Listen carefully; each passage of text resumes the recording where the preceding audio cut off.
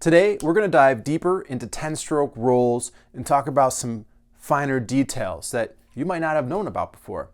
We're also going to go through some exercises that you can use to make your 10-stroke rolls a little bit stronger, a little bit more confident, and to differentiate between the two different phrasings that we can use for this roll. All right, but first, I'm developing a program that will help drummers drum better. A drum course, if you will, a drum class, if you will. And this sparked from the last 3-day challenge I did, and some of the people in that challenge were wishing that there was something longer, something that lasted for more than 3 days. And I want to talk to you, if you're liking and following these drum lessons, and you're someone who's serious about getting better at drums.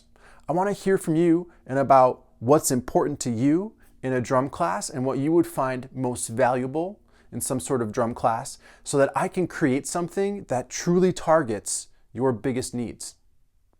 So I put a link in the description so that you can book a call with me for 20 to 30 minutes. And I want to talk about your playing and your struggles. And I'm going to give you some pointers along the way, but mostly I just want to learn about what your biggest needs are so that I can hopefully create something that can really serve you really, really well as you progress along your drumming journey.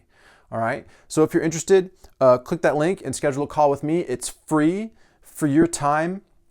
I'm going to give you an exercise packet that I use with a lot of my private students. And let's dive into 10-stroke rolls now, okay? So 10-stroke rolls have two different ways you can phrase them musically. This is the first way. We're going to put on a metronome. It's set to 80 beats a minute. And we're going to play this pattern on repeat, always starting with the left hand, okay? We don't start this one with the right hand. Here we go.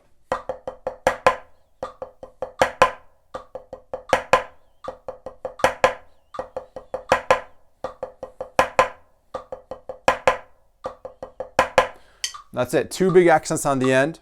That's the skeleton for this roll. Now we're going to bounce all of those, accent those, and we'll actually create the roll. Here we go.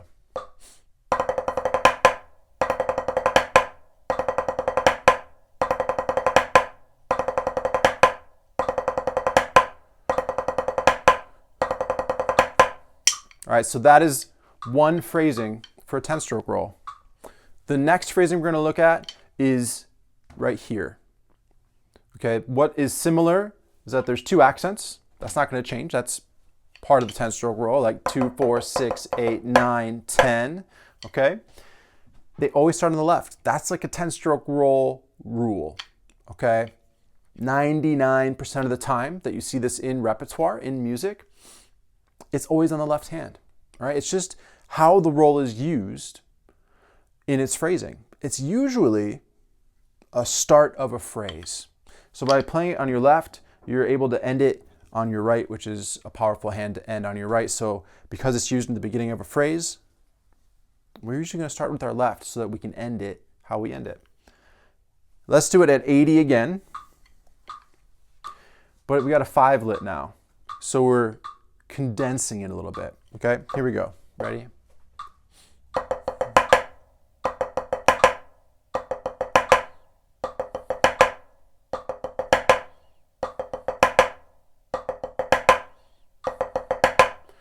All right, there you go. We're gonna bounce it before I turn off the metronome, all right? So here's what it sounds like with the bounces in.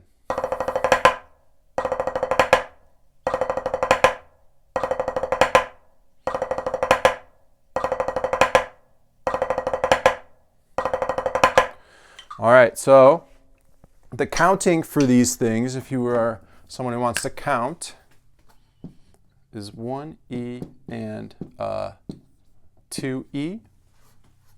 Okay.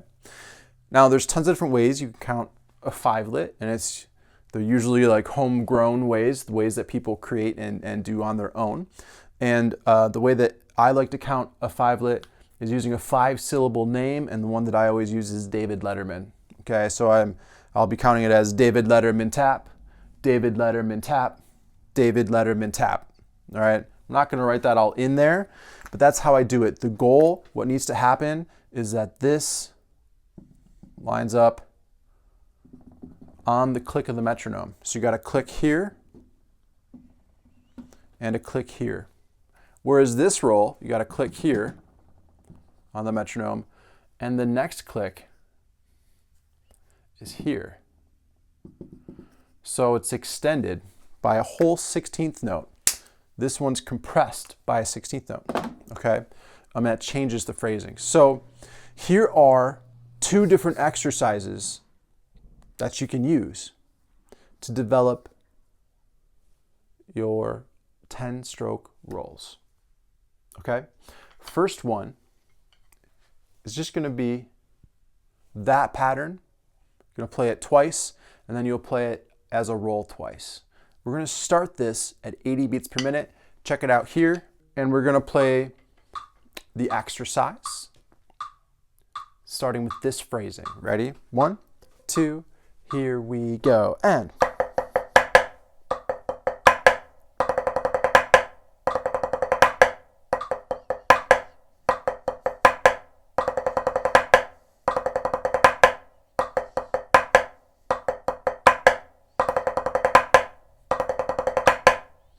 All right, so there it is. That's the first phrasing that I would normally teach a student. It's just straight 16th notes, so we don't have to worry about timing the 5-lit. This one you might have to go backwards a little bit and just work on timing your 5-lits for a little bit before you get into it, okay? But let's try it now. We're gonna do the 5-lits. Basically, you're gonna play 2 of those and then 2 10-stroke rolls, okay? Let's try it. 1, 2, ready, and go, and.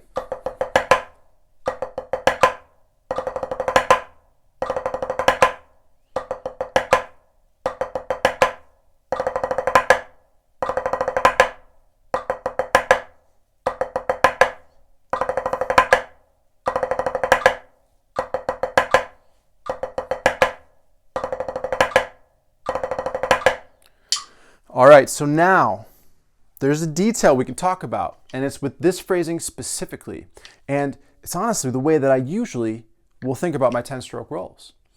This roll has a push and pull to it, much like a 15 does, much like sometimes an 11 can as well. But it has a little bit of a push and pull, and what I mean by that is when I actually play the roll, there are times where it's not as rigid and metronomic as this, but that the tempo within the roll changes. So I'll actually start in tempo, first 2 notes, right?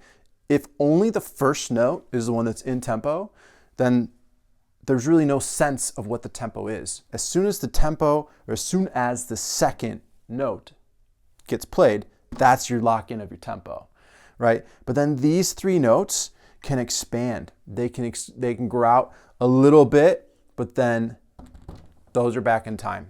Okay, so it's just a little bit of a push and pull. Here's a sample. We'll do it with the metronome.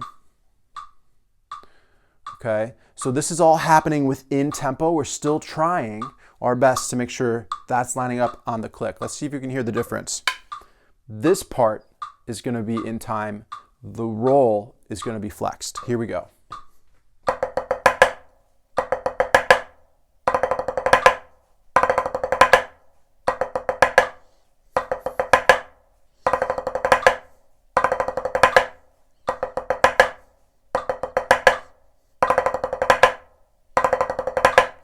Okay, I tried to expand it differently a little bit each time so you can hear options. That is just your musical decision, right? You get to throw that phrasing into the music with how it feels right for you, but it has to be within the guidelines of a tempo and that structure as well, okay?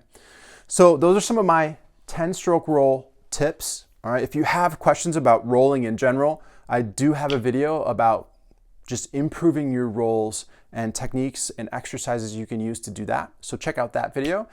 Hey, in the comments, drop in there what you want to see more of, what you want to learn on snare drum, so I can help you out better. All right. If you're looking for something in more depth than these videos, check out my 3-day challenge. The link is down there. We have another one coming up in a couple months, and we really dive into the full structure of what you need and what my plan usually is for a student to improve their hands, to break through bad habits that have been created over years and years of playing, right? So check that out if you're interested. You can sign up for that as well. Seats are limited, especially the VIP, and that's an opportunity. If you have an extra hour with me in question and answers, we can really dig into your specific playing issues in those extra hour sessions, but those VIP seats are limited as well. So grab a seat if you want one. All right, keep drumming. I'll see you next time.